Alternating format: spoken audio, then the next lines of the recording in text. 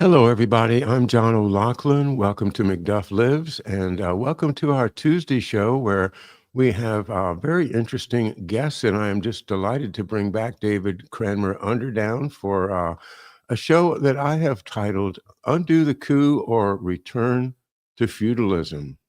We'll start in 30 seconds.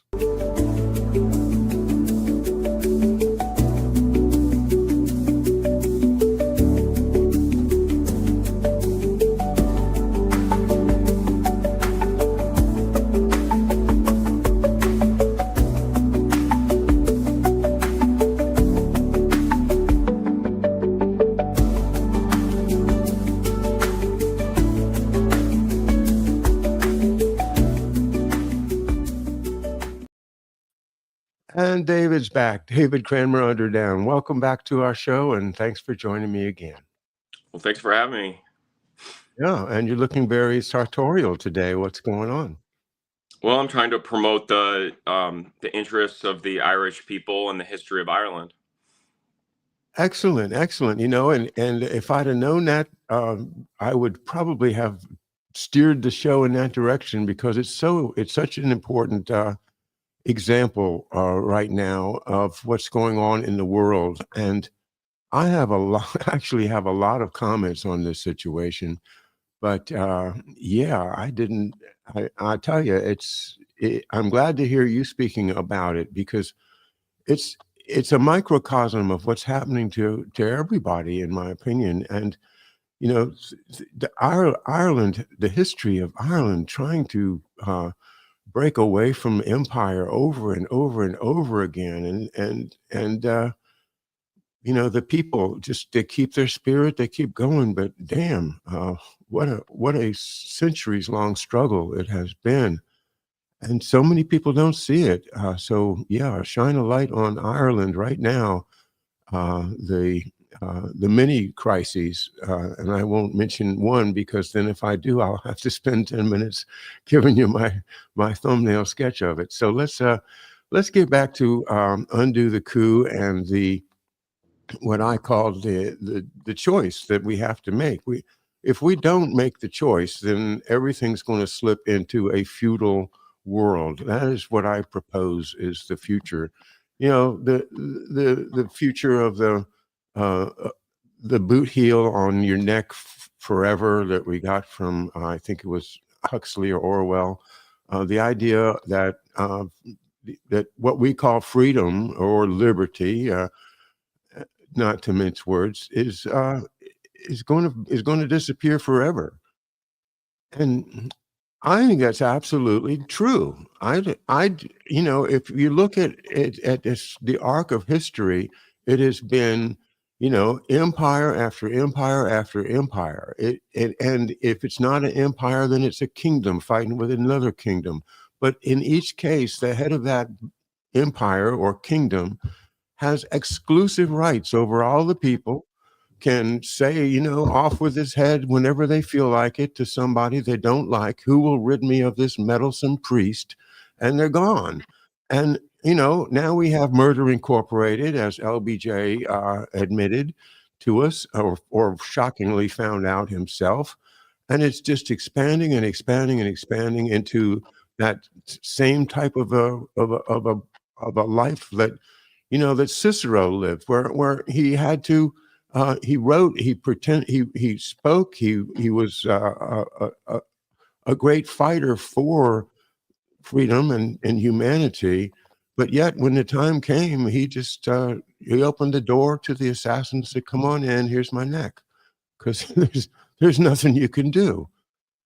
So the American Revolution as disrespected as it has been in the last 20 years or so, really is a milestone in humanity, in that there became such a thing as a civil society in which you're not subject to rules, and you could join and make a company, or you could start your own church or quarry or whatever you wanted to do without having to have permission from some lord or from the king.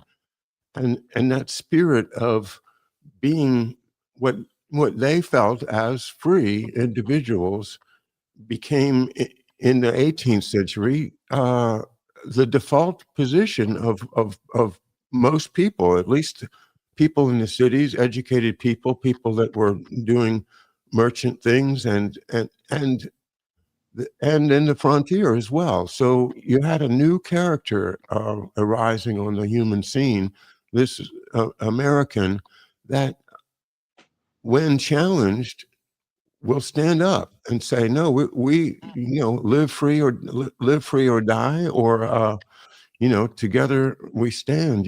United we stand. Divided we fall." And so at that time, like some miracle, this country got started, and we can hear thousands and thousands of versions of what the flaws were and what the flaws have been since then and what the flaws are now. But I would say that the way I'm looking at it right now, David, is that the assassination of President Kennedy marked the end of that popular feeling that we do have this freedom, we do have this liberty, because what any thinking person would recognize was a cover up was allowed to grow and take over the media and every single uh, institution on which people rely. And so that put us all in a situation of, well, we no longer know. We don't know what the government is really doing when we're not looking. We can't trust our institutions anymore. And it's gotten worse and worse and worse, often by design, where they introduce the drug culture and they introduce, the dystopia that we can talk about, and have talked about in the past, David. So I would say that the American Revolution is hopefully an ongoing thing in which we are continuing to try to perfect our union, to use that phrase, but to perfect our empire of liberty, as like Jefferson would have said.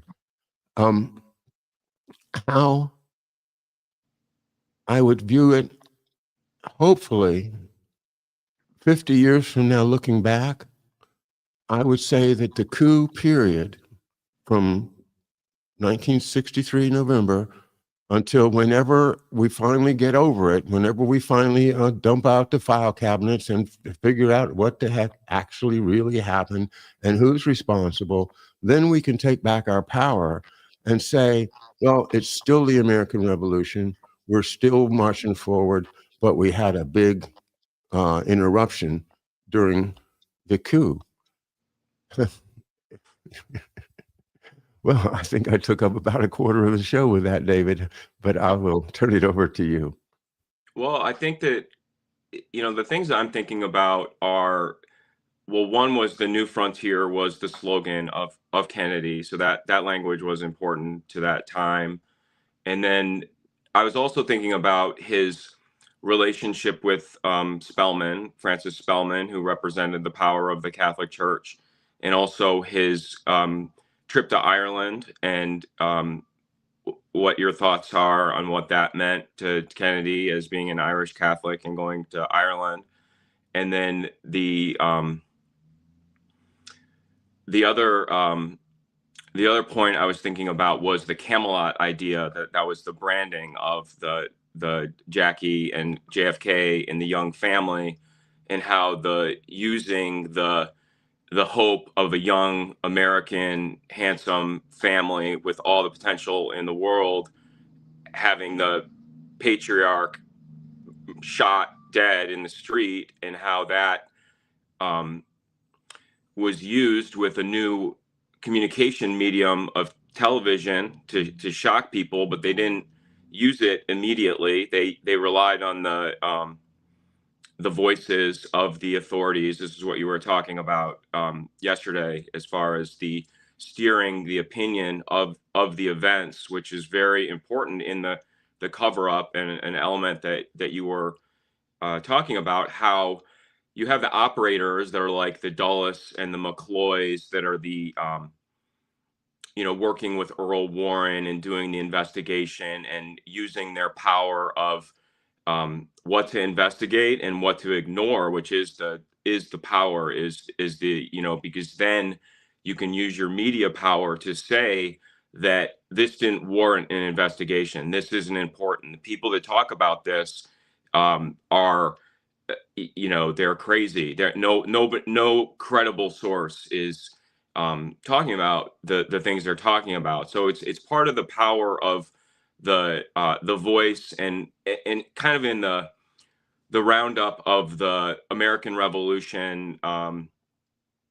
The power sources that I think of was the monarchy, and then the church. Before you had printing press, verbal communication was the way that you would give information to people, and it would most often be the minister or the religious, the town elder or whatever would be the source of information, and how that changed with the printing press and created the Reformation, and conflicting opinion, and how mass production of opinion could be dangerous to an authority that believed they had the voice of God, which was the idea of the divine right monarchy, which is hard for us to think about, because we think of Charles and the falderall of the British monarchy, but you don't think of it as being divine right, where they believe their word is above the word of the Pope or other religions. So those are all kind of the overall theme is whose word is the authority, who has the authority to try somebody in a court and have them legally be defined away, who controls the court of public opinion, what's the mass opinion of an event, who controls that. And so those are the different, sort of what I see as the different battlegrounds. But as far as the undoing the coup, I think the Kennedy assassination was just a mass trauma on America to, and again, like, I don't think the specifics of Kennedy and whether he was a good guy or a bad guy is as important as the idea of taking out somebody that had this Camelot image. And then it goes back to sort of the round table and the idea of knights and chivalry, and that those concepts. I feel like the people that do the storyboarding for the Cold War, and the idea of needing a communist threat being, this pretext that we need to, put a huge amount of our resources towards security and towards investigating our enemies, and having a situation where the threats are so great that the people doing the investigations are not, they're cubbyholed off, and they're not able to be overseen. And that's the system that Alan Dulles created with the focal point and with the CIA. And so he gets a lot of the blame in the story. But that's the way that I analyze the undo the coup, is to think about, like, what are the tools to get mass persuasion. This is the Edward Bernays idea. This is crisis management. This is all the idea of getting people to believe something, which ties directly to religions and religious leaders, and those ideas of whose voice do you trust, who has that authority, and are they allowed to be challenged? It is a war for control of the courts that you mentioned, the various courts, and there is a technique that has been developed, with Lippmann and Bernays, and in strong furtherance of the promotion of what I would consider to be a fascist future.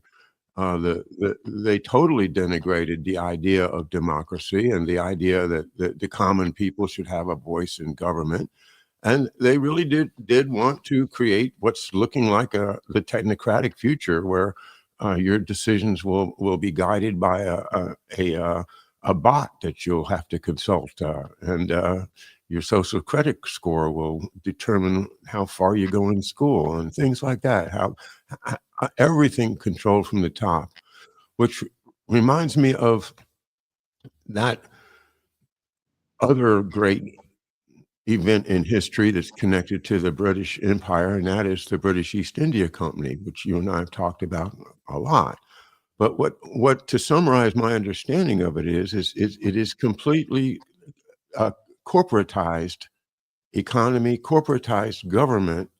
It is this fascist bubble that exists and that can extract and extract and extract all the resources and all the labor and all the energy from the native population in order to provide cash to the investors in the company or the stockholders, or and then also to provide huge loans to the British government, which they did during the 7 Years' War, and as a result of that great debt, the government had to feel kind of stressed out and needed to find some place to get some more money. So they decided to look at the colonies for some new taxes, and then we were off and running with our uh, our decision uh, not to let the empire rule us any longer. Um, that that moment in history is so interesting and so important to conceive of, that the majority of the population that had a voice at all, and of course not everybody did, but they had an understanding of what they felt was liberty and freedom, and they knew that if they didn't fight back, that their future was going to be the same future as the empires of the Mughals and the other Indian empires that were just destroyed and raped and pillaged by the British under the British East India Company. So to contrast what we consider to be the American dream with what that British corporate model can do, I think is a very important exercise to go through right now, because we are in danger of slipping back into powerlessness as individuals, but more importantly, powerless as as a society, as a civil society, that we have common sense, we have a basic understanding, and yes, we do decide things with our jury trials and not by some um, appointed minister that's going to decide whether you live or die.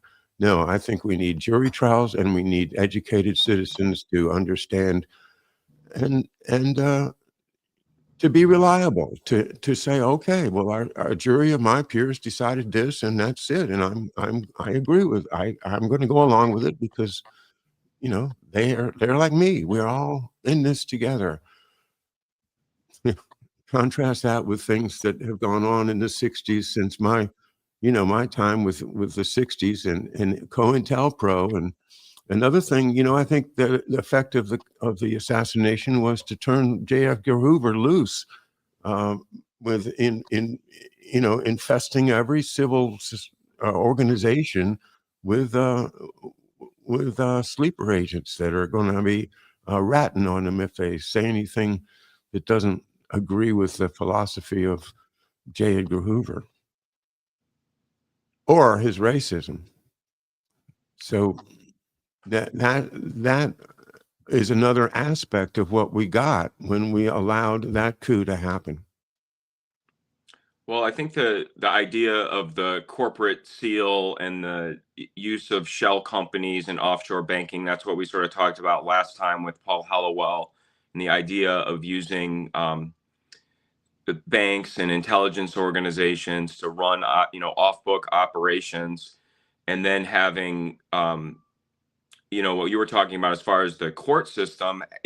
Are we going to shift to a Palantir Gotham solution? Is that going to be our policing solution, where the computer or whatever decides your guilt or innocence, or decides the validity of the evidence used against you and the collection of it and all these things. So this is the that's where I look, because of course Palantir is also an In-Q-Tel startup, so it has the the intrigues of Peter Thiel and Alex Karp.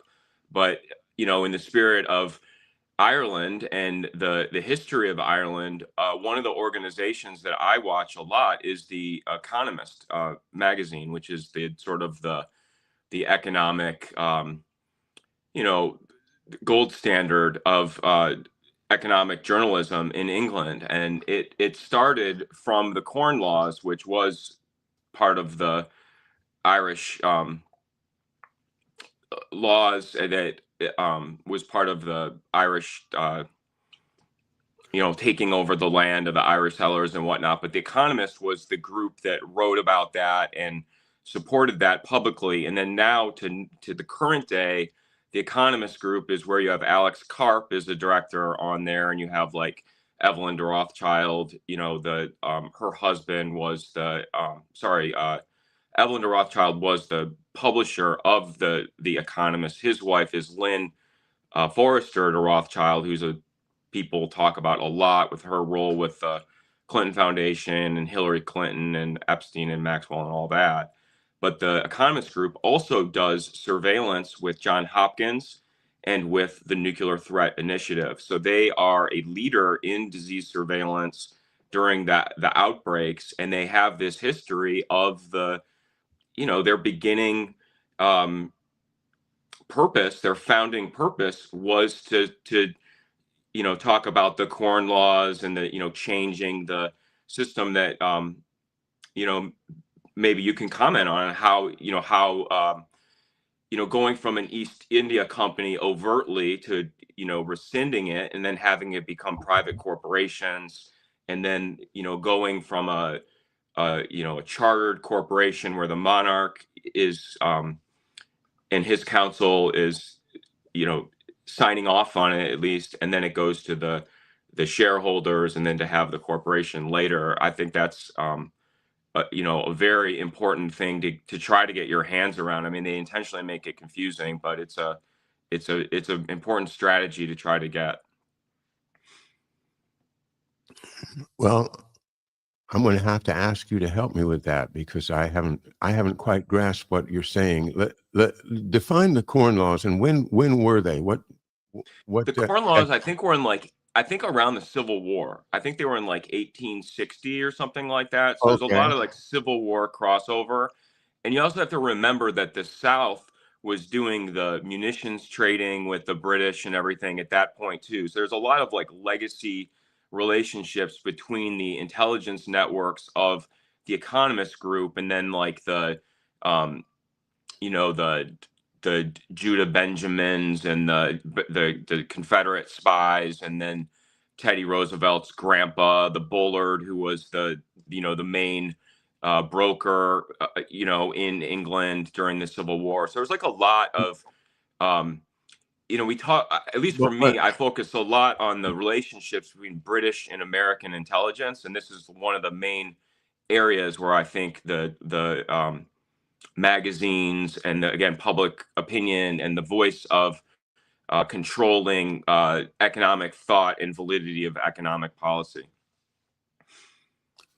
Well, you're asking me to comment on it, but I must say I don't feel qualified. I think you've got a much better handle on that, and I wanted to ask you just to summarize for us what was the effect of the Corn Laws and on what population? And I'm not. It was the Irish people. I'm not. I'm gonna have to look it up. I shouldn't. I don't know these exact specifics, but I know it had to do with the titles to lands and lordships in Ireland, and it was they were. I'm not sure of exactly, so I probably shouldn't have brought it up. But the bottom line, the more important thread for me is that it was the beginning of the Economist Group, which became the English Rothschild Montefiore voice of economic authority.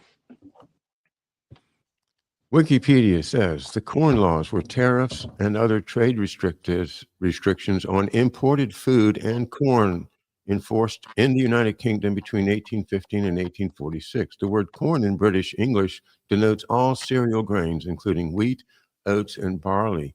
The laws were designed to keep corn prices high to favor domestic farmers and represented British mercantilism.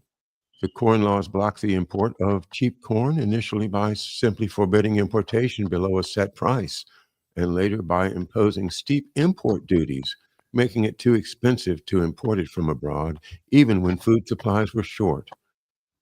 Okay, so it's kind of reminds me of the French bread riots and the whole idea of the wealthy constricting the amount of food just to keep the price that they get for the food, because they are the ones that get to sell it high. I'm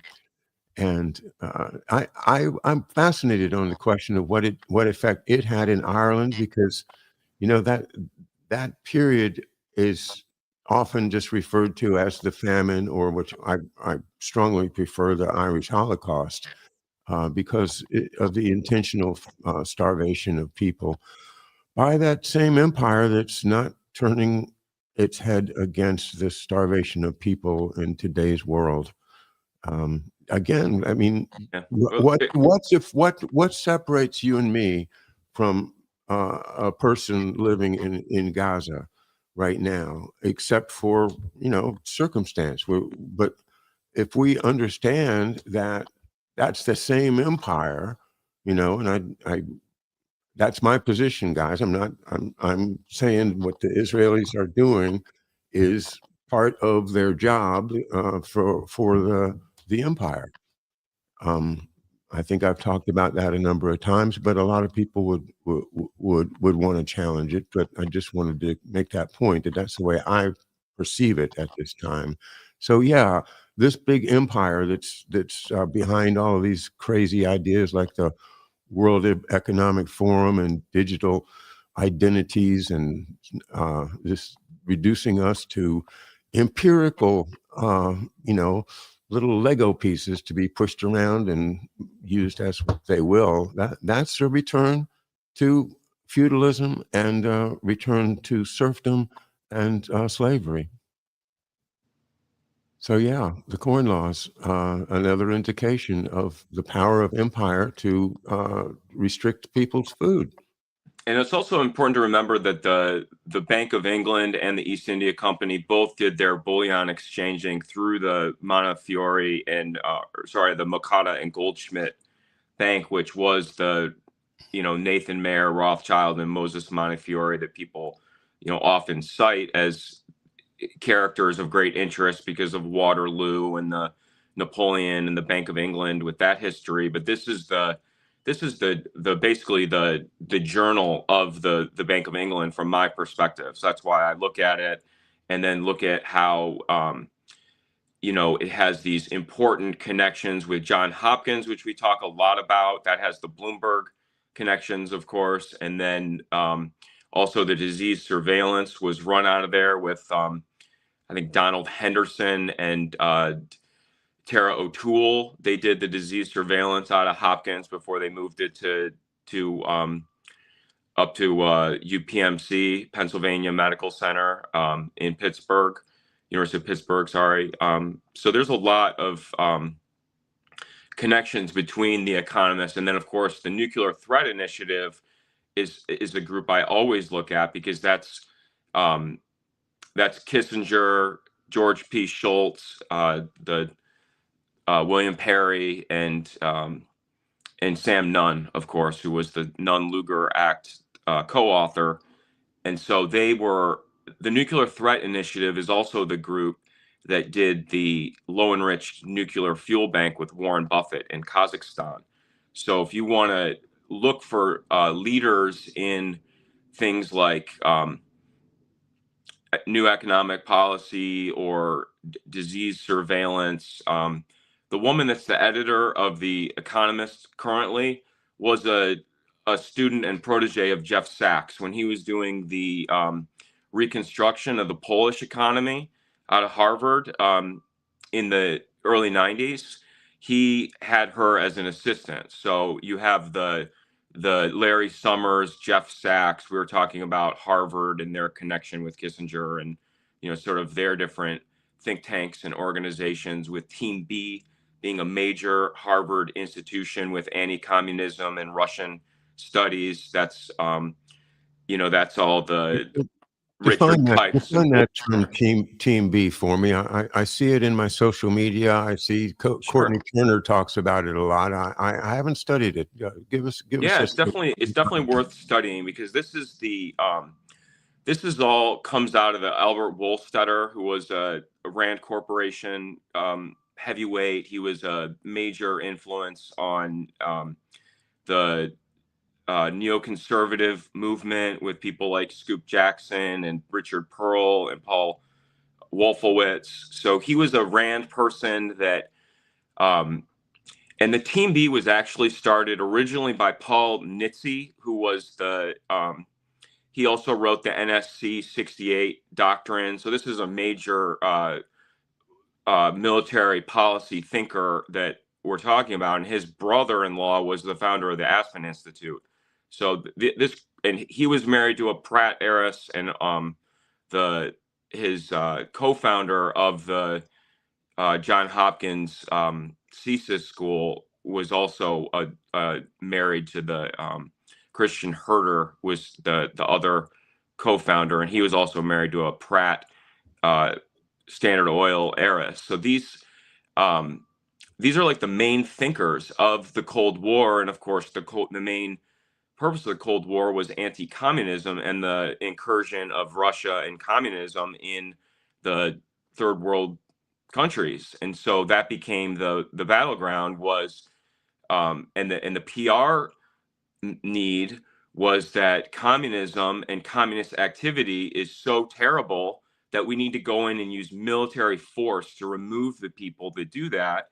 And by doing that, we're doing a great good. And that's the idea that we need to sell to everybody, that those actions are noble and that we're getting rid of the bad guys and improving things. And that became the strategy. So they had this but why is it Team B then? That sounds like the regular old Cold War strategy that I thought was the main line. What was Team A? Well, Team A was the National Security Council.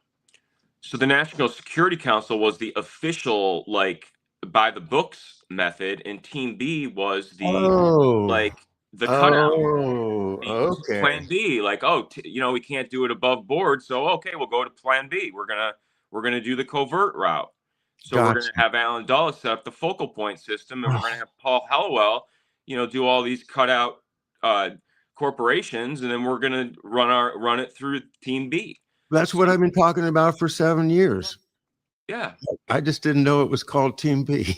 Well, they rebooted it at Harvard in the 70s with Richard Pipes. And this is where, like, Fiona Hill comes in. She was a Harvard Team B person, but they become like the neocon think tank at Harvard. They are the anti-communism everything. They are the Iran-Contra group. I mean, that's why the Iran-Contra was so important to them, because it was an anti-communism mission. It was the communists are, the Sandinistas and the Contras are, we're going to lose the communism and have, all hell's going to break loose, and the domino theory is going to topple off, and it's going to be a big domino nightmare where we're going to lose the whole thing, and we're all going to be communists. Because they'll own the banana plantations, and we all love bananas. And cocaine is a good moneymaker. So if you have the coke, if you got the white gold and the bananas together, it's like a 1-2 punch. So you can do Team A is the bananas, and then Team B is the blow. Yeah, we could even paint all our ships white. Great White Fleet, get Edward Bernays to do the branding. You can get what's his name, the Rockefellers. Ivy Lee can come in. Let's flip this now. They have this psychological warfare ability and the control of the media that is able to sustain their rule over us, and we see that they are using these tools, these psychological tools, and the cover up, and the control of courts, the control of society, and the impending control of your every movement. They are developing that. We see them developing that. Somehow they figured out a way to convince the American people to let it happen. How can we use what we see, you know, like they've got this weapon, we could redesign and improve on the weapon and come back and say, no, man, you're full of shit. Look at this, and somehow the American people might actually do something, because we need to get back. We need to get back on track very fast, as their plans are accelerating and accelerating and accelerating. Um, any ideas on how Yeah, we? I have an area that I think is really important that that ties a lot of this together, and that's the creation of the petrodollar recycling system. And that was started. The people that were involved in that was Henry Kissinger, George P. Schultz, Pete Peterson, and then uh, it's not Paul Simon, it's a singer. Simon William Simon was the Secretary of Commerce that put together that deal. And what the arrangement was is that the Saudi government would clear their petroleum transactions in U.S. dollars to support the American dollar. They'd go off the gold system, and then the Saudis would agree to purchase weapons and defense systems and everything from the Americans was part of the exchange. And that was, that was not promoted. I mean, this is during Watergate and Nixon, resigning, and all that happened all simultaneously. But it's very important because, like, Schultz, who I know you focus on a lot because of his he was a classmate of your father in high school and everything. He was a major force in architecting this. He was the dean of the University of Chicago Business School, and this is the business school where Albert Wohlstetter, who we just talked about, which was the Team B architect, he was a major thought leader at University of Chicago. This is where Milton Friedman was, creating the Chicago Boys and these economic policies of shock economics, which is where you basically bankrupt your rivals and say, you have nothing now. So, we're either going to take the stuff or bring in our people to run it. And that's sort of the arrangement. That's the bully pulpit, big white fleet tactics. It's the gunboat policies of the Rough Rider Teddy, and that's I think Trump likes that a lot. And I don't think we talked about the Resorts International angle, but that to me is another really, really important part of the story, because resorts involved a lot of the players we talk about. It was Mary Carter Payne originally, but it was Thomas Dewey, who was the governor of New York that lost the famous election to Truman. Dewey wins newspaper thing. It was Allen Dulles. It was Edmund Rothschild, David Rockefeller, and I forget his first name, is Mellon Hitchcock, who was part of the Mellon family from Pittsburgh, that also owned the Hitchcock estate, where Tim Leary and Babadam Ross, after they left Harvard, they ended up going to this Hitchcock estate to continue these experiments. So the connection between, like, the Team B, the Tim Leary doing the LSD work, and of course with the Mary Pinochet Meyer connection with the JFK assassination is big, because Angleton breaks into her house or whatever to steal the diary and burn the diary. And again, historically, what nobody seems to get is that Ben Bradley owned the house. Ben Bradley was married to Mary Pinochet's sister. She was living in they had a loft above their garage that she was using as an art studio after she, was divorced from Cord Meyer at that point. So when Angleton broke into the house to do the famous diary stealing, um, he broke into Ben Bradley's house. So Ben Bradley, if you remember, was the publisher of the Washington Post during Watergate. He was managing Woodward and Bernstein, and he was, trying to figure out Deep Throat. And it's like, well, you were the golf partner of JFK and were Georgetown set and knew all these people. It's like a little bit surprising that Stan Pottinger is the only one that could figure out who Deep Throat was, because you were like very good friends with all these people, and your uncle, who was Frank Crowninshield, was the publisher of Vanity Fair and was one of the major thought leaders that we're talking about, that published many of the iconic American writers in Vanity Fair magazine, which later is rebooted by Cy Newhouse, who is the high school friend of Roy Cohn and of Gene Pope, that did the Inquirer.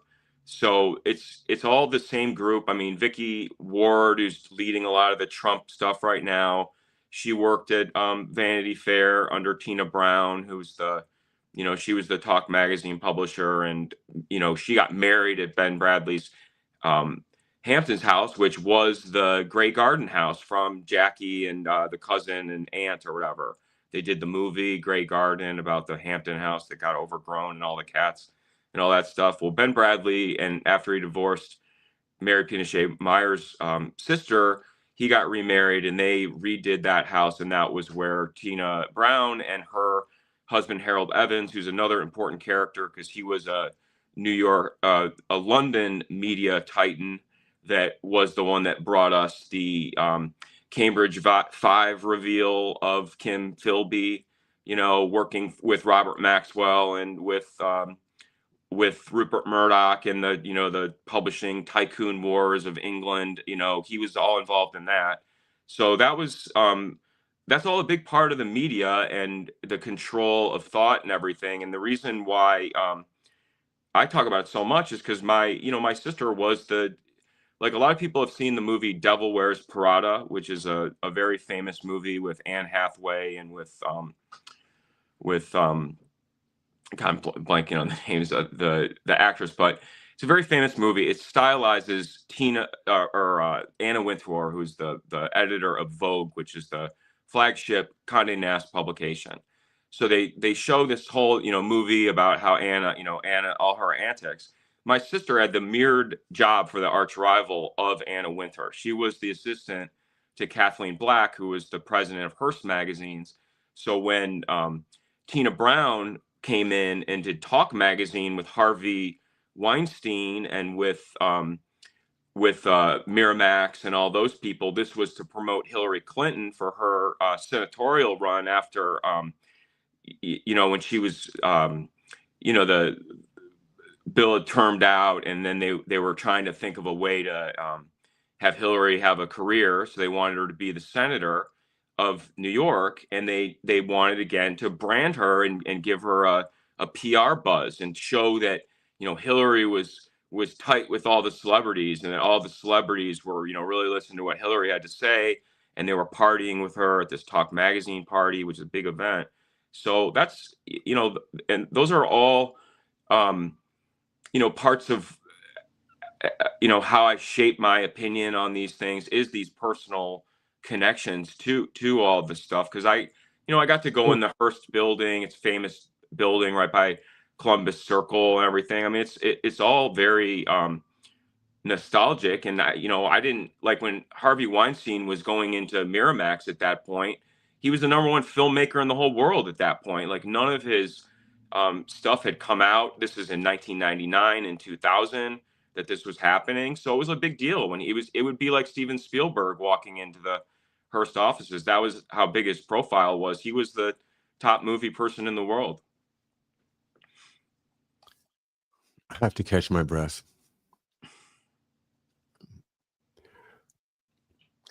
You're saying like Weinstein is part of Team B, and all of this creepy stuff that's The going on. guy, The way that the way that they get away with it is that they're part of the team. the guy that trolls us all the time, Brian Ball, the guy that reveals himself as Brian Ball, the great guitar plugger or whatever in England with the music studio that name drops all of his celebrity English artists that he deals with. Um, he was part of a program called Live Aid, which was a concert that was promoted for African relief, and it was a really big I deal. remember it. Oh, it was huge. It was, I mean, it was like a Yeah. iconic event of the 1980s. It brought together all the top musicians. It was a lot of, I would say, the most famous performances for a lot of bands were at that event. But there was a documentary made about Live Aid called "The Secret Policeman's Ball," and that was the first movie that Harvey Weinstein and Miramax did. So there's a connection between the Live Aid and the music promotions, and of course, Mike Benz did a lot of stuff on Live Aid, and their 10 cents on the dollar going to help the people in need in Africa, and the rest went for, United Fruit Company, bananas, and farm equipment. Yeah, bananas, right? Yeah, farm parts too, probably. A lot of farm parts on the purchase orders. Well, this is helping me a lot. I mean, I feel like I've not seen the forest for the trees, and now I'm seeing the forest, and it's this. That's how they get away with it. It's not like there's all this internal competition to get to the top of the heap. The heap is already there, and it's pulling all the strings. Just this kind of reminds me of stories of the black nobility of Italy in the 18th, 19th, 20th centuries, where they're said to have been, come on, stay in my castle, we'll treat you royally. And then when you get on your horse and try to leave, they put their masks on and rob your ass. You know? Well, I feel like if you get into the Scottish and the Irish history, there's a lot of backstabs and Oh yeah. burn them alive and all that stuff, and so yeah, I feel like that's all part of the lore, and Look into the O'Loughlin's, you'll find a lot of that. yeah, well, But that's the primitive society yeah, that our revolution is supposed to be freeing us from. We shouldn't be living in fear of the local, the O'Brien or the local, powerful, all powerful lord, or the empire itself. We should, we've got to claim what should be our true inheritance from the people that were able to establish the United States as a free country, and stop this inevitable drift toward the totalitarian feudal empire that looks to be right on the horizon. Um, well, I think that for me, a lot is that they wanted to make the farm unappealing, and if you live on a farm and you're a farmer, you're busy all the time. There's always jobs and things to do. yeah, So the idea of sacrificing your best workers to fight for a cause was a challenge, to get, the best people to leave. I mean, my mom talks about her in her high school, the boy that was the valedictorian of her high school got killed in Vietnam in, 2 weeks or whatever. So it's like, that was her experience, and that was sort of, that affected me a lot because I didn't know a lot about Vietnam or protesting, but that was something that really stuck with me, that the boy that she respected the most was gone as a, whatever, 19-year-old kid. So that it's so it is important to, show the importance of farming, and another reason why I'm wearing the corduroy is because I did I went to a graduation party for my cousin that lives in Glasgow, Kentucky, and they are the farmers, and of course, like live on the farm and everything. And they were really into future, not future farmers, but they were in the oh my gosh, I'm blanking on the other. 4-H. Oh no, yeah, they were future farmers, and then 4-H was the other one. But they were the future farmers. Their coat is like a blue corduroy coat or whatever, and so it was very fun to see them because they have the farms and they sell the farm equipment and everything. But he's a lifelong friend of Thomas Massey, who is doing a lot of this Trump work right now. And Massey was also a future farmer person, and they went to different high schools, but they did a lot of events together. Um, so I know Massey is in charge of a lot of these investigations. So I don't know if he sees this stuff, but I'm always like, I always have like great memories of going to the farm and farm life. And a lot of my critique on American culture, as far as the idea of we talk about the Golden Knights of the Golden Circle and the KKK and sort of the chip on the shoulder Southern, racist birth of a nation kind of branding is, that's I mean, a lot of that is, my mom's family is in the crucible of a lot of that stuff in Kentucky and Southern Indiana. And so it's always hard because like my experiences, the people I know they're wonderful, but I feel like there's a lot of PR that's used to make farm people, not valuable, and that's a big Yeah. long-term strategy, and controlling the commodities and the markets, and basically securitizing assets and things like that is all part of the study and strategies for what they do. But that's why The Economist to me is important, because they were a real leader in that, and they were partnered with groups like the Cambridge apostles, like John Maynard Keynes was a Cambridge apostle, and then later a great leader in economic policy. So they're all from that old Hallett Bird College, which is the East India College. This is the Adam Smith, the Invisible Hand. Those policies were written up in the East India Company's college, where they trained their officers. So the Adam Smith was a professor at Halliburton. So that's another person, if you're looking for the roots of these policies and the ideas and how they played out through the East India Company, that's a very good person to study. Adam Smith and the idea in economics of the hidden hand policy. Yeah, the hidden hand with a dagger in it. Yeah, the hidden hand is crime. That's the secret. That's what I call real alchemy there. You can, It's crime and controlling the people that judge whether you're guilty or not, and then the people that watch you after.